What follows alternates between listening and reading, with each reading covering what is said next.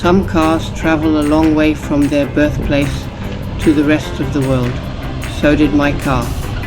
This DeSoto Diplomat 1955 was most likely made for export in an assembly plant in Detroit. My car was built with a 6-cylinder 3.8-litre engine block.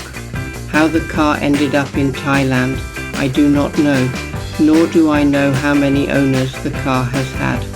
However, somewhere between 1955 and 2024, the original engine was replaced by a 6-cylinder 4-litre Toyota engine. The car has also been restored in recent years because the original emblems are no longer on the car.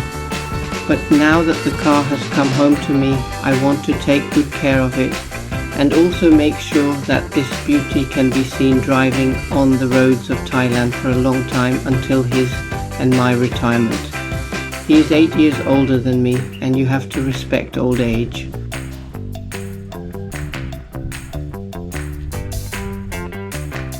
Brand no longer exists, but the legend lives on in the hands of car enthusiasts all over the world.